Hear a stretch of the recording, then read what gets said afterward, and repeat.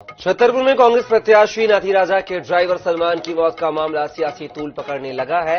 BJP के प्रदेश अध्यक्ष VD Sharma ने नाथी राजा पर सलमान की हत्या करने के आरोप लगाए हैं। उन्होंने इसकी शिकायत चुनाव आयोग से की है। साथ ही बीजेपी ने खजुराहो थाना प्रभारी और छतरपुर एसपी के खिलाफ भी शिकायत दर्ज कराई है। वीडी शर्मा ने दिग्विजय सिंह पर लोगों को भड़काने और उकसाने के आरोप लगाए हैं। भाजपा प्रत्याशी अरविंद पटेरिया समेत 21 लोगों पर एफआईआर दर्ज करने की एफआईआर उसको निरस्त करने की भी मांग की गई है। की जो मृत्यु है, मुझे संवेदना है। कोई भी व्यक्ति है, चाहे अपराधी हो या कोई भी हो, अगर किसी की मृत्यु हुई है, मैं उनकी मृत्यु पर संवेदना व्यक्त करता हूं। मेरे संसदीय क्षेत्र है। लेकिन मैं तो उन मुस्लिम भाइयों से भी कहना चाहता हूं, और मैं मीडिया के सामने गंभीर आरोप लगा रहा हूं, सलमान खान को स्वयं नाती राजा ने और उनके लोगों ने अपनी गाड़ी से दबा करके हत्या की है। इसकी जांच होनी चाहिए।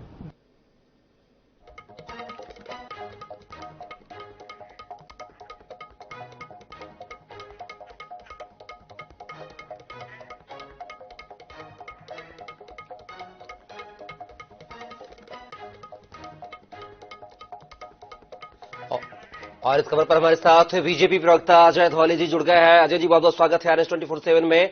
क्या देखते हैं छतरपुर के राजनगर में जिस तरीके से चुनावी बिसात में खलल हुई है, हत्या की घटना सामने आई है, यहां पर कांग्रेस जो कह रही है कि बीजेपी प्रत्याशी अरविंद पटेरिया पर आरोप है सलमान को गाड़ी से कुचलने के, वहीं प्रदेश बीजेपी के अध्यक्ष वीडी शर्मा उन्होंने नाती राजा यानी कांग्रेस विधायक पर आरोप लगा दिए हैं कि सलमान की हत्या में उनका हाथ है, उनकी गाड़ी से हत्या हुई है। कैसे देखते हैं पहले तो इस मसले को?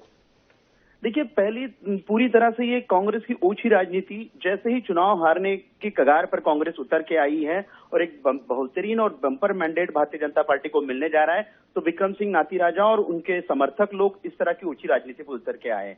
सलमान जो खुद आपराधिक प्रवृत्ति है, जिसकी जो खुद उसके आज वीडियोस वायरल हो रहे हैं, जो कट्टा चलाता, सरेआम सार्वजनिक रूप से कट्टा चलाता है, उसकी हत्या हुई है विक्रम सिंह नाती राजा के लोगों ने ही कराई है। और नाती राजा, देखिए, नाती राजा खुद भी आपराधिक प्रवृत्ति के लोगों को शरण देने का काम करते रहे। अब दिग्विजय सिंह जी की मंशा देखिए, हमेशा से ऐसे संवेदनशील प्रकरणों में वो राजनीति करते हैं। आज एक मृतक के परिवार को उनके साथ में संवेदना दिखाने का समय था, लेकिन दिग्विजय सिंह मृतक का शव लेके थाने के सामने धरना दे रहे। और ये पुलिस प्रशासन भी पूरे कटघरे में इसलिए भी खड़ा करना चाहिए कि 302 आप अगर किसी के ऊपर कायम कर रहे हो तो 302 का पहले प्राइमरी जो मोटिव होता है कि उसमें इन्वेस्टिगेशन होनी चाहिए, जांच के उपरांत 302 का प्रकरण कायम होता है। लेकिन बिना इन्वेस्टिगेशन के आज भारतीय जनता पार्टी के प्रत्याशी एवं कार्यकर्ताओं के ऊपर जो इन्होंने प्रकरण दायर किया, कहीं ना कहीं पुलिस प्रशासन संदेह के घेरे में है। इसीलिए आज माननीय प्रदेश अध्यक्ष जी ने डीजीपी मध्य प्रदेश को भी हम लोगों ने ज्ञापन दिया, चुनाव आयोग से भी हमने शिकायत की।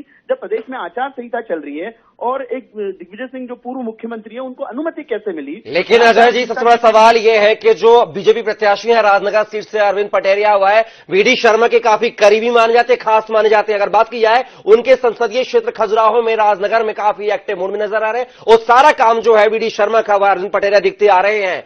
वीडी शर्मा के काफी करीबी अरविंद पटेरिया पर हत्या करने के आरोप है, लेकिन यह तय कौन करेगा सर? ये तो आप देखिए, हर दोषी अपने आप को निर्दोष बताता है, जिस तरीके से आप और आपके प्रत्याशी, आपके प्रदेश अध्यक्ष बता रहे हैं, लेकिन तय कैसे किया जाए? आपने तो जांच अधिकारियों पर ही सवालिया निशान खड़े कर दिए हैं। हमने डीजीपी से आज मिलकर माननीय प्रदेश अध्यक्ष जी ने यही विषय रखा है कि जब जांच होनी है, जांच के उपरांत कौन सी धाराएं लगनी, ये स्पष्ट होता है। मैं आपको एक वकील होने के नाते पे ये भी बताना चाहता हूँ कि 302 ऐसे कायम नहीं किया जाता।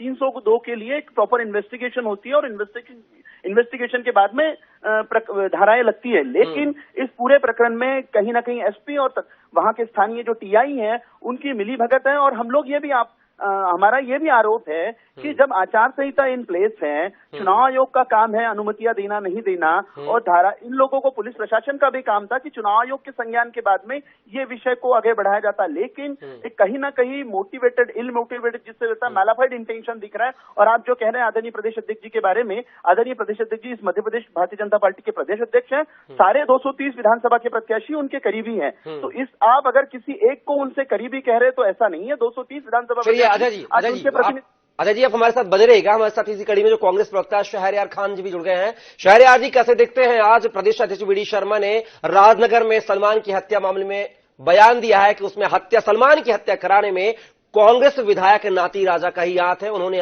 अपनी कार से कुचलकर सलमान की हत्या की है। देखिए, भाजपा के नेताओं की संवेदनहीनता का ये एक छोटा सा उदाहरण है।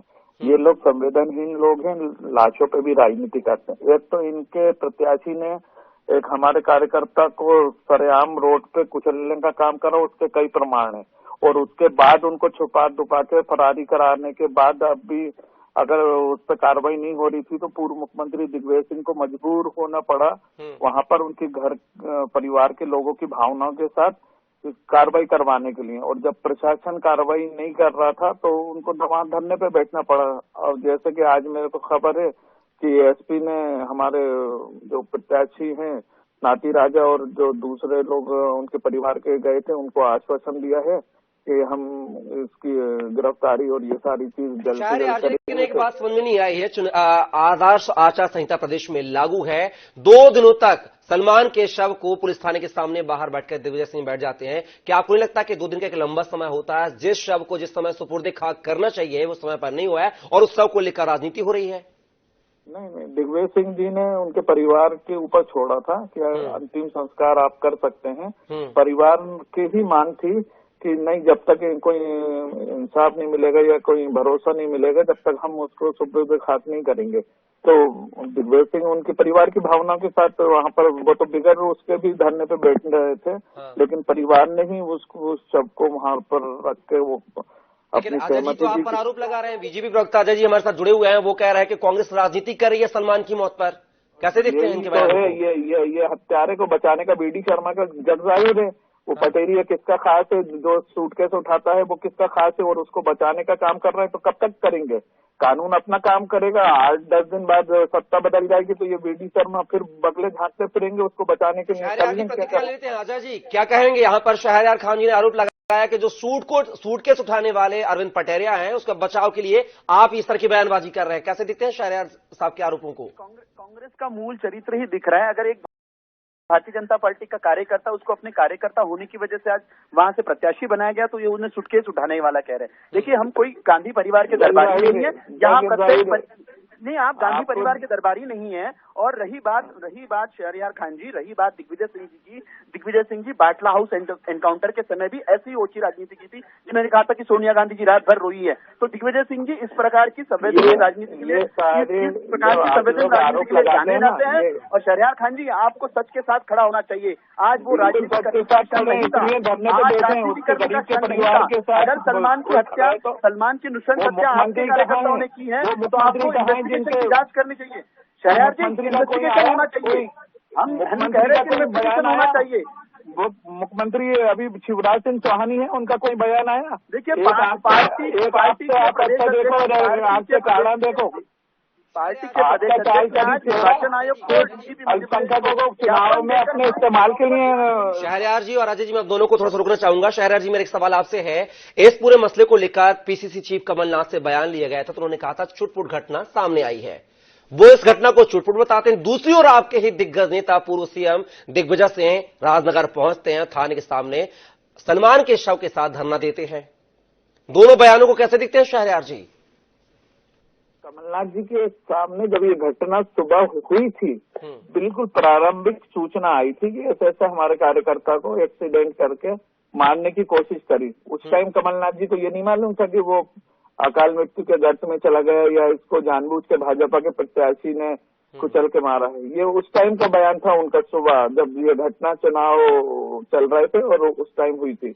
तो दोनों चीजों में तो डेवलपमेंट हुए। तो दिग्विजय सिंह जी को और वो उनकी पत्नी सब वहां पर कमलनाथ जी को बर्थडे में मिलने के बाद और फिर वहां पर पहुंचे तो ये सारी चीजें जब परिवार की भावनाएं सामने आई तो उन्होंने तुरंत कमलनाथ जी से बात करके निर्णय लिया कि ऐसा जब तक ये नहीं। शिकायत हो चुकी है चुनाव आयोग से, पीएचक्यू कार्यालय में जाके शिकायत लिखित में की है वीडी शर्मा प्रदेश अध्यक्ष ने। आप कैसे देखते हैं इस शिकायतों को, शिकायतों को? ये सिर्फ अपना फेस बचाने की है, क्योंकि उनको मालूम है 3 तारीख के बाद शासन बदल रहा है और वो अधिकारी कर्मचारी अभी प्रतिक्रिया चाहेंगे, जवाब चाहेंगे कम शब्दों में, सीमित शब्दों में। देखिए, निश्चित रूप से भारतीय जनता पार्टी को एक ऐतिहासिक मैंडेट मिलने जा रहा है और इसीलिए दिग्विजय सिंह और कमलनाथ की ये खींच है आज जो निकल के आ रही है। इस तरह के हथकंडे अपनाए जा रहे हैं। आप रात भर पुलिस स्टेशन के सामने श्री आजा जी और शहरयार जी दोनों आप हमारी इस चर्चा का हिस्सा बने, उसके बहुत शुक्रिया। लेकिन देखना होगा कि अब इस पूरे मुद्दे को लेकर किस तरह की सियासत नजर आएगी।